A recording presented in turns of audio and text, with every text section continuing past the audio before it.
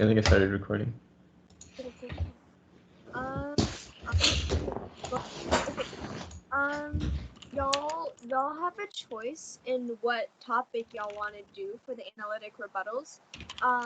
Do you guys like charter schools?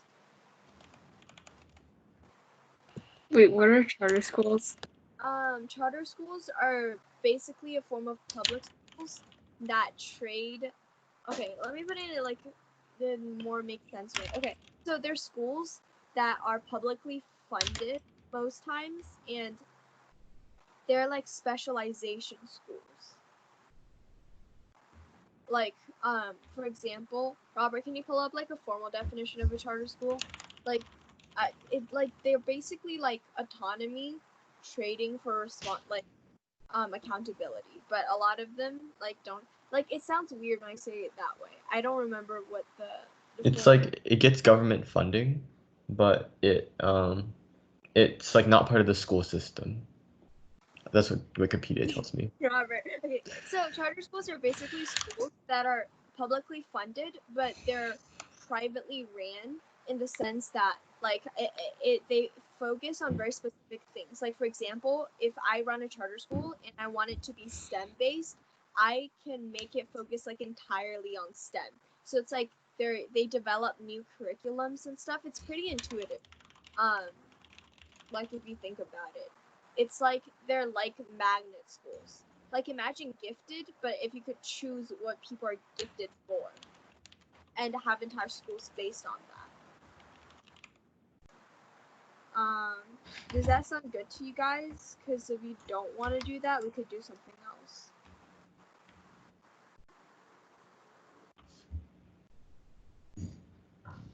I feel like I'm the one doing all the talking, but sure. We don't really know what we're doing either, so if you want to give us suggestions. Robert, okay. Robert, can you pull up PF videos? Because I'm on my phone. Look up. Give me a sec. Just YouTube, right? Yeah. Okay. Let's do Hawk and EG versus Hunter TL, I think. Can you repeat that? Hawk and EG versus Hunter TL, TOC Octos 2020.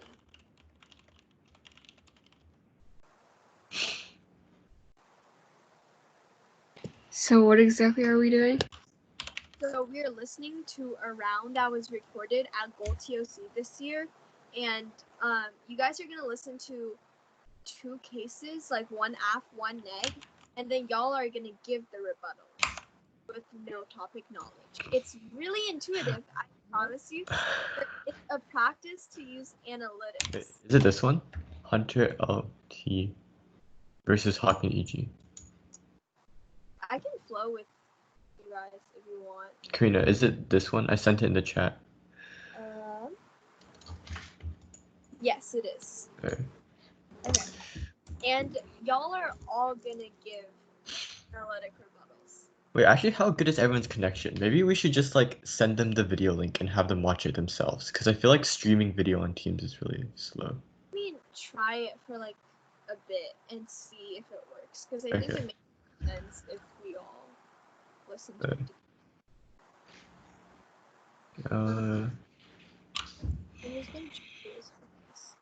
How do I share my screen? It's on hold, so I don't know what that's going for. But can I get confirmation from Angelina and Juliana that y'all are here listening? Well, now I'm listening. Okay. Yes. All right. Can everyone see this? I can. Okay. I'm gonna. Oh, it's kind of laggy. Yeah, I don't really know how well this will work, but I guess we can try it. Yeah. For me, I think you can only share screen because my mom blocked YouTube on my account, my computer, so. That's really unfortunate. Yay, my thing doesn't work. It literally doesn't play on mine. Maybe it's like because I'm using too much bandwidth. Okay. Like, What I can do, I audio recorded like rounds, and I can send you guys the audio recordings in chat. And y'all can listen to it there, or Robert can play it out loud. Hold on, let me. yeah, let me see if this loads. It's not loading right now, but if it loads, I'll let you know.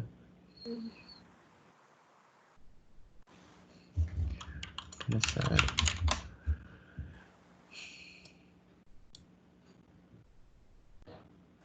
Oh wait, I have that exact round on audio recording, and like Power of Tears. Wait, so when we have either the audio recording or the video, what would we do, like, for the assignment? Okay, so we're gonna listen to it. You're gonna flow the round, and then you're gonna give the rebuttal. So like we're gonna pause before.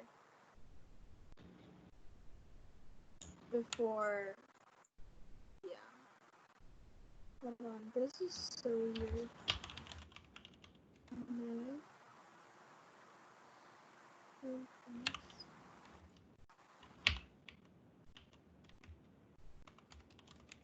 Okay, yeah. I'm gonna.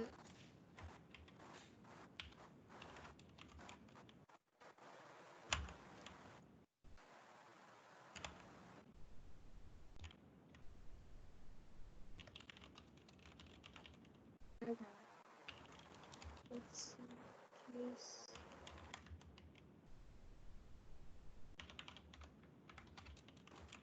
So you're gonna listen to neg first, and then you're gonna listen to the app case. And you can listen to Crossfire if you want, if you think that's gonna help you. Yeah, sorry. I don't think it's gonna load on mine for some reason. Okay. Alright, I'm gonna share the audio recording then. Okay. I'll stop sharing.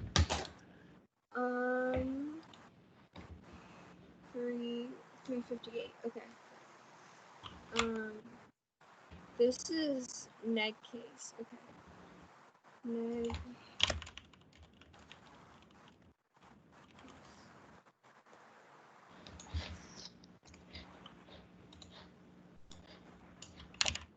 Wait, how do I do this?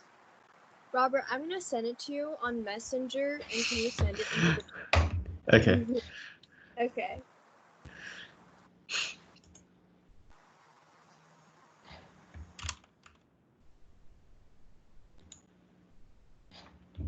Uh, how do I? Wait, what the heck is this? Is like a not an audio file. Is it not? Yeah, I don't. This is not an audio file. That's weird. Yeah, maybe we should do a different idea. I feel like this is. Maybe you guys could try sharing only the audio, not the video. So one of you has the audio recordings, and then you just share only the audio thing, and then you. Okay. Actually, I've got an idea. I can just play it on my phone and tell me if you guys can hear this, okay? Alright. Contention 1 is ending ISIS once and for all. Birds 19 of AP News finds that the Islamic State has ambitions to regenerate and remains a dangerous threat in Iraq and beyond.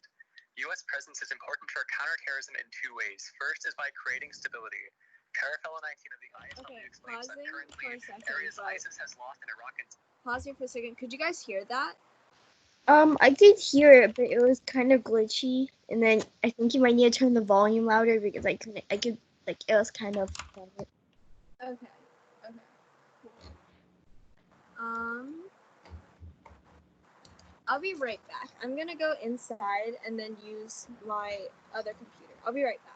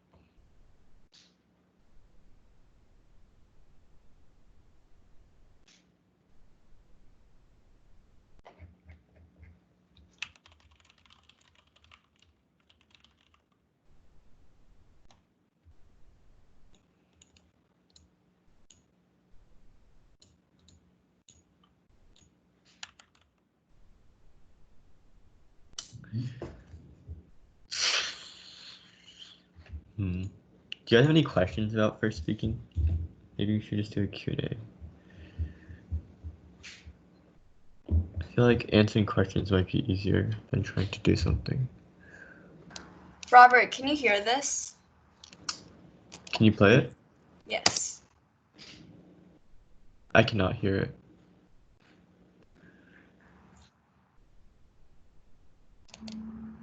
Yeah, I can't hear anything. Can't hear it? No. That's so weird. Okay.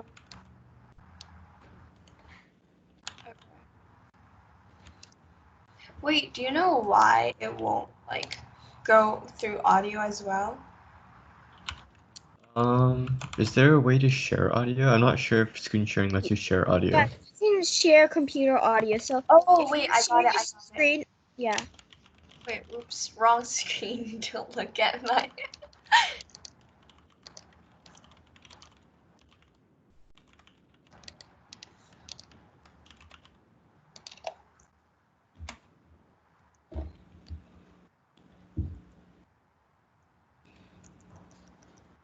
Okay. Let me know when you guys start. And stability. First is by creating stability.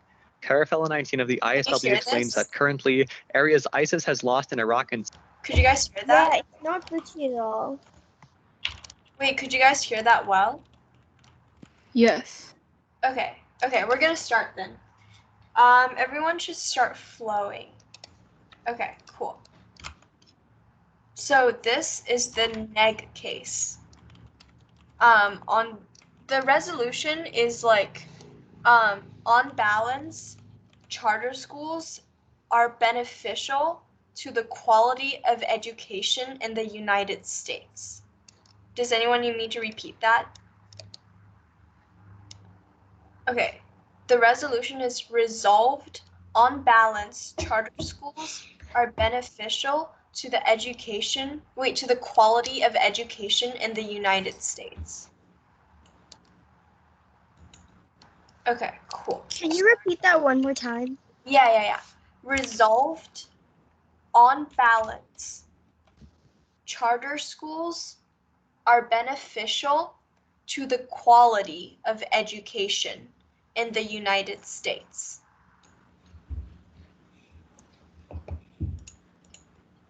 Wait, hold on. That's the charter schools topic. Wait, that's for nationals, right?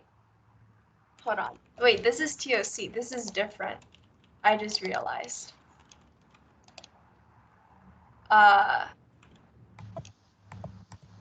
Do we want to do the TOC topic then? Because I feel like the TOC topic was harder. Wait, hold on. Sorry, guys. 1 second. 2020 TOC gold topic. I think that you better hurry because we literally only have 2 minutes left class. I mean, you can go if you want, but last time we went for 2 hours, so. Hours. Yeah. Speech and debate. 2020.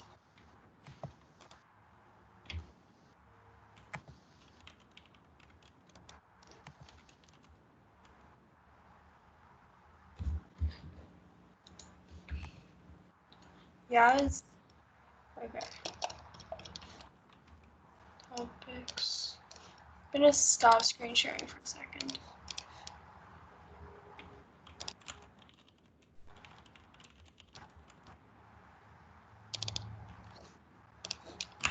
Okay, yeah, so the topic was actually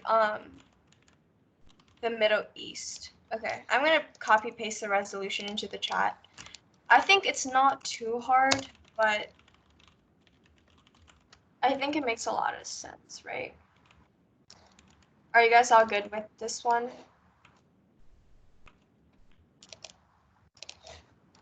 Okay. If any of y'all have to leave, that's okay, but we're gonna start. Can everyone see the resolution in chat?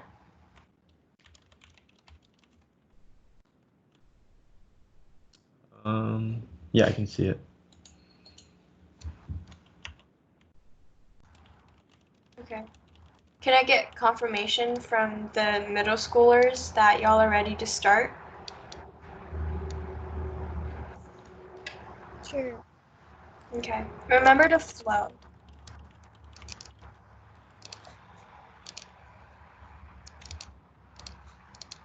Wienegate. Intention 1 is ending ISIS once and for all. Burns 19 of AP News finds that the Islamic State has ambitions to regenerate and remains a dangerous threat in Iraq and beyond.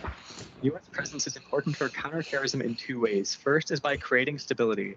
Carafella 19 of the ISW explains that currently, areas ISIS has lost in Iraq and Syria are neither stable nor secure. Importantly, Brands 15 of the U.S. Army War College explains that terrorist groups prosper amid insecurity and stability vacuums. However, U.S. presence helps, as COP18 of the Military Times explains that U.S. and coalition forces are involved in stabilization efforts, including resettling displaced Iraqi civilians and getting civilian infrastructure back up and running in cities that were devastated by ISIS. Brands continues that because withdrawal prevents these efforts, removal of American forces from a still unstable context would undercut previous counterterrorism gains and facilitate the insecurity in which jihadist organizations thrive.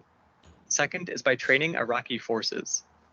Nowak of the Washington Post writes in January that American training and funding is responsible for the country's only counterterrorism force that is largely uncorrupt.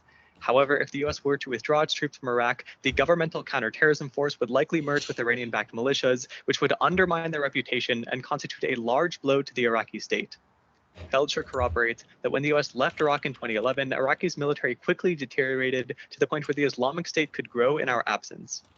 For these reasons, Carafella concludes that when ISIS seeks to reestablish its territorial control in Iraq, it will likely succeed if the US withdraws. There are two impacts of an ISIS resurgence. The first is civilian death. Jameson 16 of NBC warns that an ISIS resurgence could be deadlier in the past, which killed at least 18,800 civilians in Iraq alone in just 2 years. Second is refugees. The last time ISIS surged, they displaced millions of Iraqis, with the damage still being felt. According to the New York Times a few months ago, 1.8 million Iraqis still remain internally displaced. Contention 2 is stopping yet another Middle Eastern war. Currently, Israel and Iran are sworn enemies, with Smith 19 of NBC News noting that Israel views Tehran as an existential threat. Luckily, US presence in the region has thus far kept Israel at bay, but affirming reverses this for two reasons. The first is nuclearization. STONI 19 professor at George Washington University writes that if Iran faces no reactions to its provocations, it will expand its nuclear program, since Tehran believes that nukes are the best way to guarantee its national security and act as a proactive shield. This would be disastrous, as Farley 19 of the National Interest writes that if Iran were on the verge of nuclear weapons, Israel might well consider a preventative nuclear attack, as Israeli panelists would no longer deem a conventional strike sufficiently lethal to delay the program. The second reason is abandonment. Harel in 2019 of Haaretz writes that Israel is scared by America's apparent desire to quit the region, as it would leave Iran with more room to maneuver. Horowitz 19 for the Times of Israel continues that the concern in Israel is that America's hands-off approach will encourage the Iranians to take action against Israel. This is harmful, as Horshig 19 of The Conversation writes that Israel is known to take aggressive preemptive action to protect itself, including launching preemptive strikes against neighboring nations it views as threatening. If international relations with Iran grow more volatile, Israel could take dramatic unilateral action, which she concludes Iran would surely retaliate against and trigger a region-wide conflict that spirals throughout the entirety of the Middle East. This would be disastrous and lead to war, as Oren of The Atlantic in 2019 writes that the conflagration can be lighted by just a single spark, and after a day of large-scale exchanges, the real war would begin, with the number of rockets raining down on Israel totaling 4,000 per day. Faced with thousands of casualties, Israel would surely deploy some of its nuclear arsenal in order to end the war early. This is disastrous, as Terse 13 of Mother Jones writes that a nuclear strike against Iran would kill 5.6 million people. Save lives and negate. Okay. Or actually, wait. I have the speech doc with the card.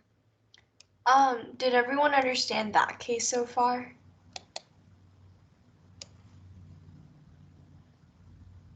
Robert, are you flowing? I was not floating. I can flow now. Okay. Was I supposed to? Yes. Shoot. Okay. Did everyone understand the speech so far?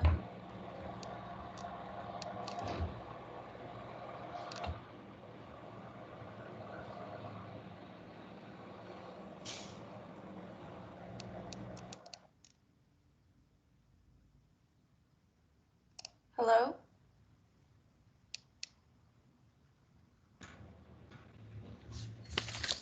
Okay, well, we're gonna listen to the app speech now, and then we'll listen to rebuttal. Wait, we'll do rebuttal analytics, and then to it afterwards.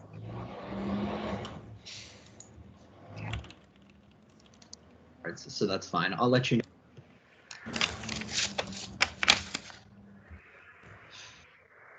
Ready for case? Excellent, then we'll begin. Max and I affirm in contention 1 is leaving on our own terms. As of April 2nd, Lawler and Wallace 20 of the ISW report Iran continues to escalate proxy attacks against the US and Iraq, demonstrating that it remains undeterred. These escalations will inevitably result in the US being forced out of Iraq for 2 reasons. First, backlash. FAF 20 of the Atlantic Council writes the current tit-for-tat between US forces and Iran-backed militias is unsustainable. With every exchange of fire, Iran is able to mobilize elements of the Iraqi population to demonstrate against the US presence. Wallace furthers, Iran and its proxies intend to bait the US into a harsh kinetic response that could alienate Iraqis who oppose Iran's efforts to expel the US. Iraqi politicians could soon conclude that the easiest mechanism to contain fallout is to compel the withdrawal of US forces rather than to curtail the proxy militias. Second, sovereignty. Wallace continues, Iraqis will likely perceive more aggressive US action against the proxies in Iraq to be further violations of Iraqi sovereignty. This could incentivize the Iraqi PM to end the executive agreement that allows U.S. troops to remain in Iraq. For these 2 reasons, Slavin 20 of the Atlantic Council writes that a U.S. exit from Iraq is now inevitable. Affirming now allows us to leave on our own terms, which is far better than being removed. As Fritz 20 of USA Today finds, President Donald Trump threatened to impose deep sanctions on Iraq if it moves to expel U.S. troops. However, if you affirm the resolution, the U.S. is not expelled, but rather elects to leave, sparing the Iraqi population from tragedy. Sanctions on Iraq have been horrific in the past, as Courtright 01 of The Nation finds. Studies on sanctions in Iraq estimated the number of excess deaths among children to be 227,000. Contention 2 is Iran war. The probability of a US-Iran war is rapidly increasing as Powell 19 reports hawkish members of Trump's administration are attempting to use a connection between al-Qaeda and Iran to go to war, which under the AUMF may allow the White House to militarily confront Iran without congressional approval. War looks more certain now than ever. Day 20 writes, as of last week, that the U.S. is preparing for a war with Iran, with secret Pentagon directive orders for planning to try to destroy a militia group backed by Iran and U.S. military moving air defense systems. And Oliphant 20 furthers, there was an hour-long confrontation between Iranian boats and U.S. ships literally 2 days ago. War is uniquely likely now for 3 reasons.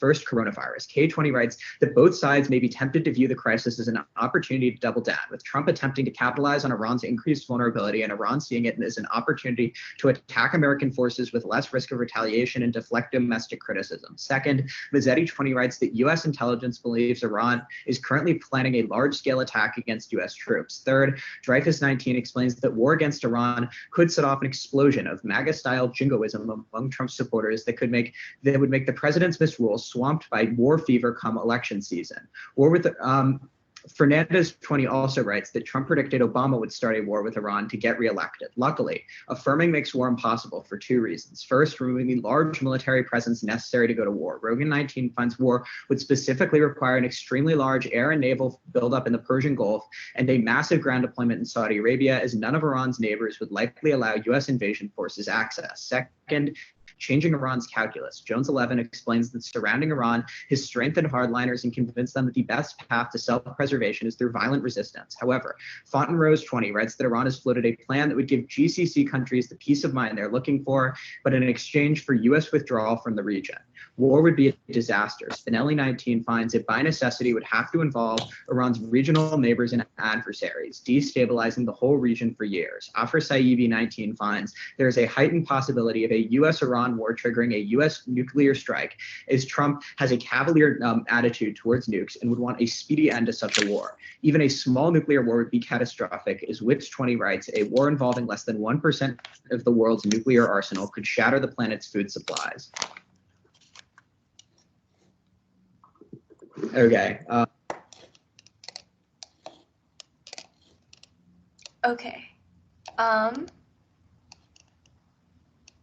Does anyone want to give a practice analytic rebuttal? You don't have to answer all of the case, but just like use as much like analytic responses as you can. We can use like 5 minutes for prep time if you guys want, but Angelina, do you want to go first?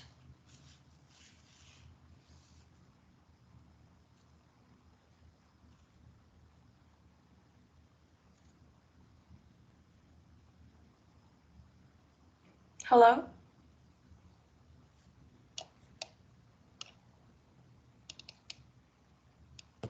Wait, so are we supposed to do, like, which one are we supposed to do an analytic rebuttal to? The first or the second? The AF or the neg? So if you're giving an analytic rebuttal right now, by round progression, you would be the neg side giving a rebuttal to the AF case. So you're giving a rebuttal to the case you just heard.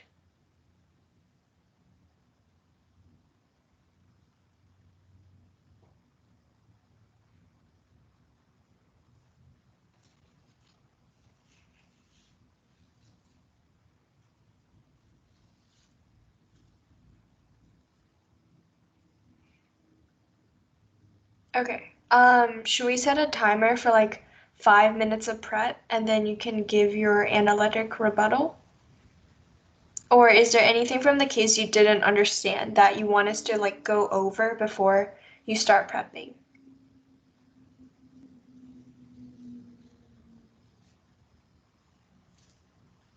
Can you give us some prep time? Yeah.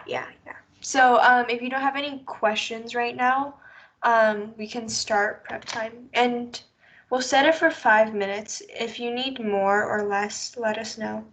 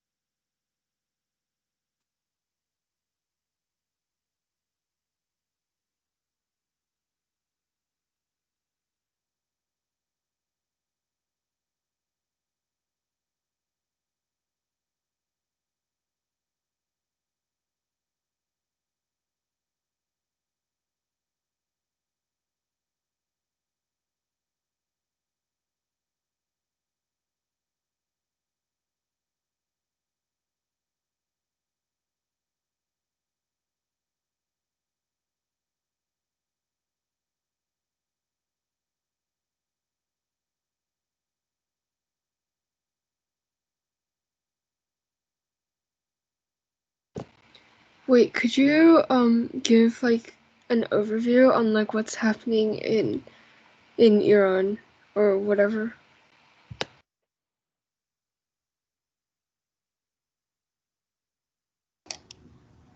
Sorry, could you repeat the question one more time? Could you like give like background information on what's happening there in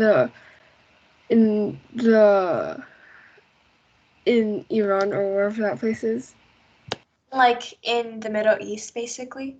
Yes. Okay. Sorry, 1 second.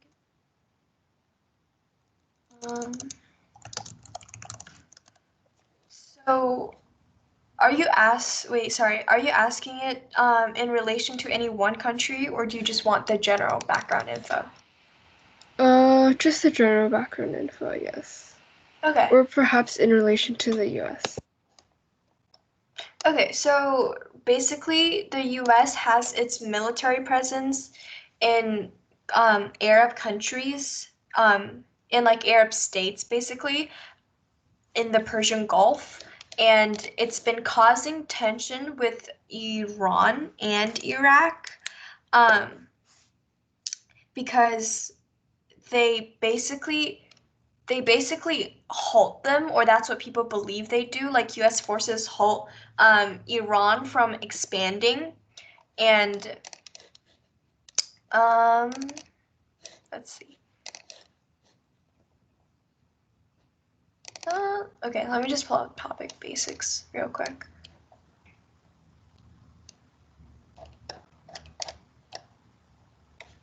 So we have a lot of troops deployed in the Middle East, and there's been like proxy wars, which are like small wars going on in the Middle East with US,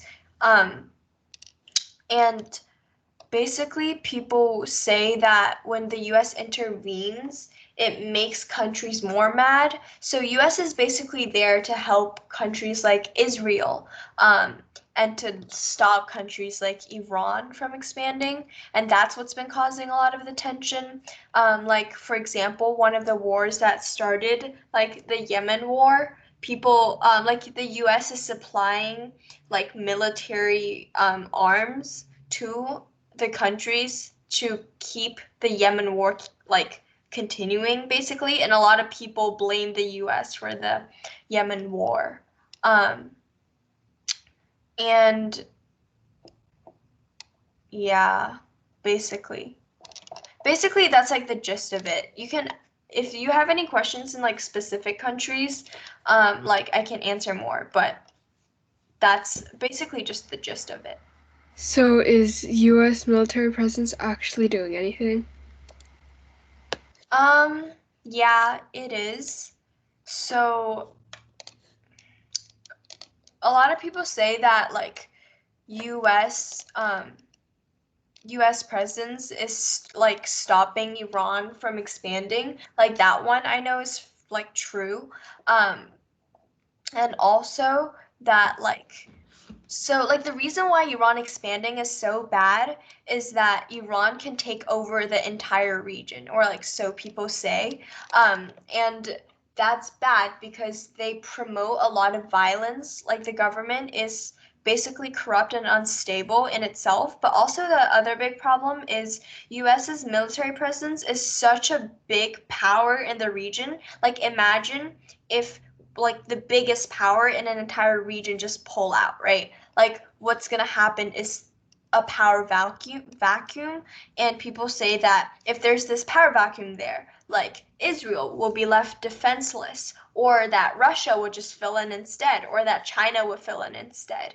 And just like the typical stuff there is that, you know, like Russia want to exploit the countries there because Russia want conflict to increase, so the oil prices increase, so Russia can benefit. And for China, people say, well, you know, China's like all authoritarian and all. So like if China fills in there, like that's obviously going to turn all the countries more authoritarian. So that's also bad.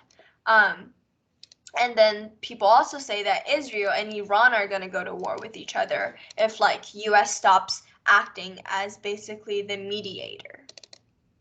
Oh, so U.S. is really just there to stop Russia and China. I mean, they're not stopping Russia and China. It's more like if To prevent US them from yes, from yeah. but they're more there. They're more there to like stop like ISIS from resurging, right? Like they can have better access to fight countries like Iraq and Iran, and they can stop all these terrorism efforts, and they can help countries like Israel if they need. Does that make sense? The U.S. is helping them. The US is helping Israel, but it is stopping terrorists. It's stopping like Iran from expanding, and from like increasing proxy wars because Iran knows militarily it can't fight and win against the US. And like examples of that was from like Iraq and Iran in the past. Then doesn't that just kind of disband the F argument? What do you mean? Because they were saying that the U.S. exit is inevitable because they will be forced out from like some sort of bait, but like won't they be like prevented from doing such because U.S. like baiting U.S. is beating like a really powerful a nation with a lot of military power. Isn't that just like, if they did that, won't that just be like self-destruction? Yeah. They're not saying that US will be forced militarily. What they're saying is that there's a lot of like backlash, I think, as in like international backlash, where like US eventually has to leave the region, right? Like their second link is sovereignty, like to get the countries to be on their own. Like you eventually have to, but also like that entire contention is really iffy because look at their impact, right? They're just saying sanctions have been killing people. So like sanctions or economic sanctions, what they are is like, do you know what sanctions are? They're basically just things that say, hey, if you don't do this thing or if you do this thing, we're gonna stop trading with you and then we're gonna tell all our ally countries to stop trading with you. That's what a sanction is. And they're saying, okay, well, stopping this flow is bad because people are dying because of this. But like if you think about it in logic, like US leaving right now and versus when they have to leave eventually are two very different concepts, right? And sanctions aren't necessarily stopped just because the US leaves a country militarily. If that makes sense. Like one is political and economic, the other one is like military. I see.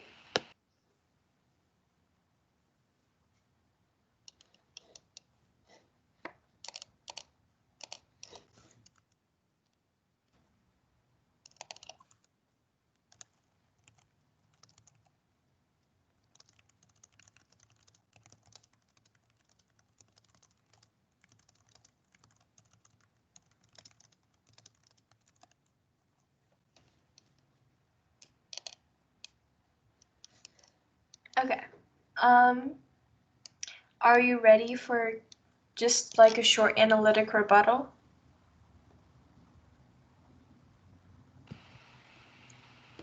For their second point on war, they were saying that that both sides would capitalize on each other's vulnerability, but like, I mean,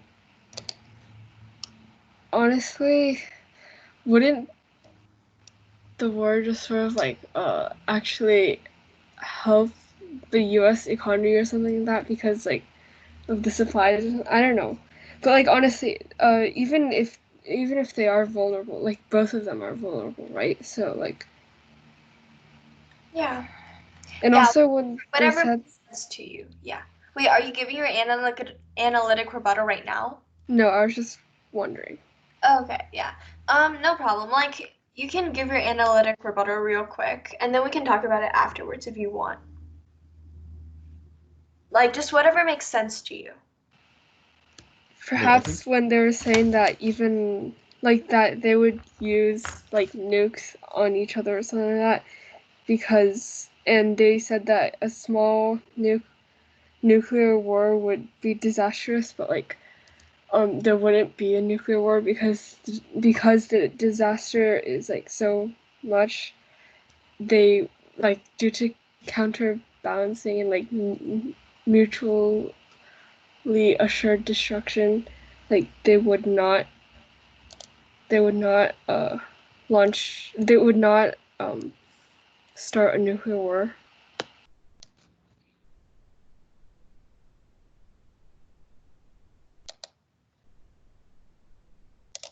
Yeah, the probability of a nuclear war is pretty low, so definitely can test them on that. But if you're ready for like an analytic rebuttal, just from like top down, just going through both contentions real quick, we could start.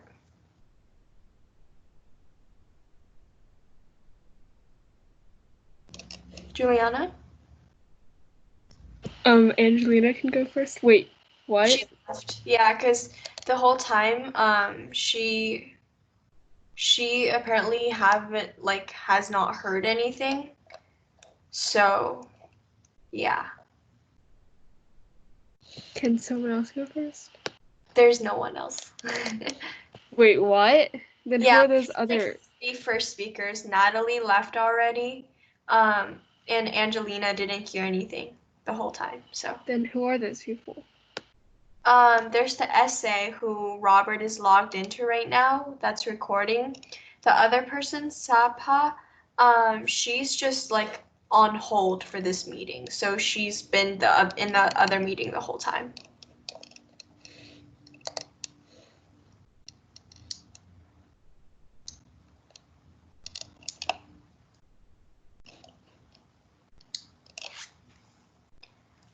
You can give your analytic rebuttal first. Don't worry about it at all. I'll make Robert give his analytic rebuttal after you, so don't worry. Wait. Shoot. Yes. Okay. Juliana, are you ready? Not really. It's okay. Don't worry. I'm always stressed to give analytic rebuttals as well. But like, I'm not sure what to say. I mean, just anything that doesn't seem logically sound to you, just talk. Like what you were talking about, like just 2 minutes earlier about the war, like that's good responses. So just say all the thoughts you have on the sketchiness of everything you hear, and that's your analytic rebuttal. Well, I didn't exactly get down everything, and half of my notes just don't make sense. So, Don't worry about it. Just talk about what you have or what you do, like what you have thought about. Wait, do you want me to like give mine first? I don't know if that'd be like helpful. yeah, sure, you can go first. I don't know if that'd help.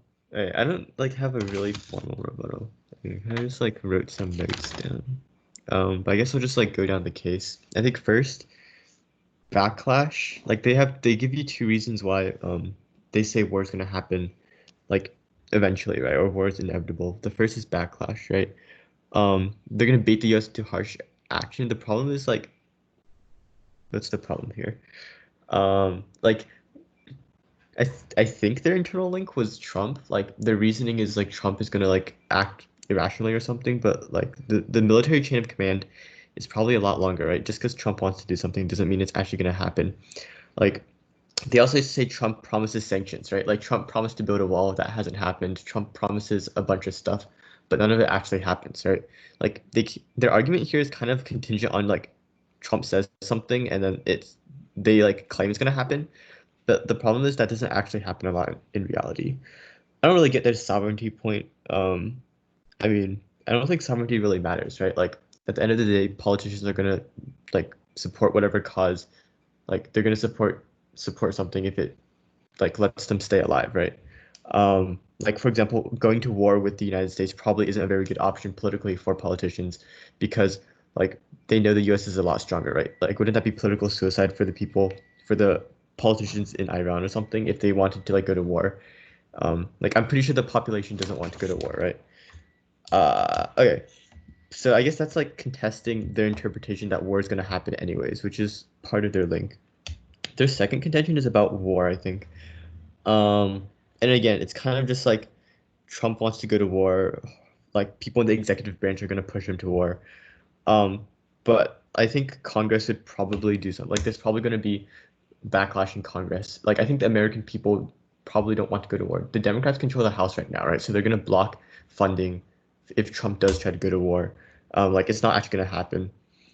And even like I would contest that they're like uniqueness.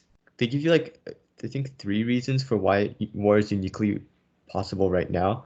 But they're kind of bad, right? Like I'd argue you could turn Corona, just because they say like Corona makes it more likely that they double down. I'd say like Corona makes it less likely, right? Because you have to focus on the coronavirus and solving that first before you can actually go to war, right? Like your people probably aren't gonna be very happy if you're like pushing for war when people are dying in hospitals. You have to focus on the coronavirus and solving that crisis first. I'd argue that's like mitigation on that. And like there's also a lot of other ways Trump can like target this warfare. It doesn't have to be through like military strikes, right? Like for example, he can do cyber attacks. That's a very he can do cyber attacks against Iran. Like he doesn't need to have the military presence there necessarily. Like I'd argue it doesn't really constitute a lot of mitigation, right? Because even if he pulls out troops, he's always going to be able to like launch missiles or like cyber attacks. There's other ways for him to do that. Like removing military presence doesn't actually do anything. And I kind of stopped flowing at the end, but yeah, nuclear war, as you said before, isn't very likely, I think. I think in Washington especially, like judges are going to be more conservative. On the national circuit, I think, which is where like this was run, like they might be more willing to vote for nuclear war. But I think the moment you say nuclear war in like Washington, the judges just like stop listening. Like no one really votes for that here, I think. I don't think any team really has won off of nuclear war, so I would not recommend going for that impact. Yeah, that was my rebuttal, or whatever you call it. Yay. Okay, Juliana, are you good to go?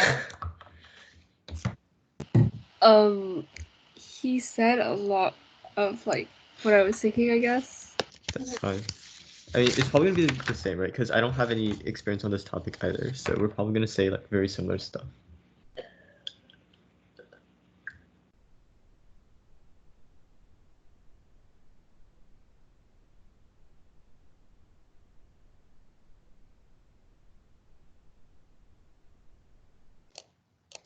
Okay. Wait, what was the final decision? Robert? Wait, what am I doing? Wait, sorry, what did Juliana say? My dad called me just now, that's why. I think she's supposed to give her rebuttal, right? Then, Yeah. Or- I heard that you were like, Robert said a lot of what you wanted to say, but like, don't worry if it feels like repetitive. But just like say it in a way that you interpret it and it'll make a lot more sense to you. And you'd be surprised on like what you would come up with as you're talking. So Fine. So they were saying that like Iran would like, or like whatever they were saying would try to bait the US, and like, but you wouldn't exactly want to bait the US, especially like when they already have a lot of war over there, and like many people were dying, and they're just like they're like a lot weaker compared to the US. And like even if they were to get like other allies, it would still just like the US would also be really like hesitant to go into war right now, especially since like the economy is not so good. And also they were saying that like I don't know.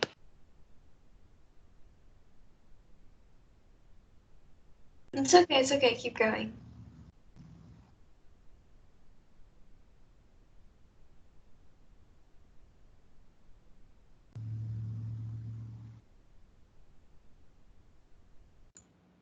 if you like don't know what to say in around, it's fine. You can just go back to your case and start reading off of it. You were talking about like the COVID thing, right? Because like I sort of agreed. I was basically going to say what you were saying, but like during COVID, you wouldn't exactly want to launch a war, and especially because and also isn't never mind. That's pretty good. Don't mind me. Yeah. I mean, as long as you say something, right? Like the judge, if they're flowing, they'll probably like write something down and then kind of write some. Like even if you don't know what you're saying, just like say something, because the judge will like just write something down and think they didn't understand it. Especially as you're like newer, I think they'll like give you the benefit of the doubt. And like if you just say something random, even if it doesn't make any logical sense, like I at mean, least you said something. if you say anything and you don't know if it's like true, like you don't have any background information on this, right? So like you might be hesitant to say a lot of stuff, but as long as it like logically would make some sense to you, right? Like for example, the corona thing, like logically, like if I have people dying in the hospitals, of course I'm not gonna go to war, right? Like if it just logically makes sense to you, even if you don't know if it's like 100% true or not, like definitely say it as a response. If like you don't know how else to respond to it, right? Because you're definitely not gonna be able to have like evidence for everything in the future. And especially as a novice, right? Like when you're just starting and you don't know how to like have widespread out research and you have like lay judges, just say whatever logically makes sense, because the judge isn't going to be like, give me like 5 pieces of evidence to prove that logical things are logical, you know? So like if you don't feel confident about something, like just convince yourself and phrase it in a way that it logically makes sense. Like I promise you, judges go for it very hard, especially in Washington.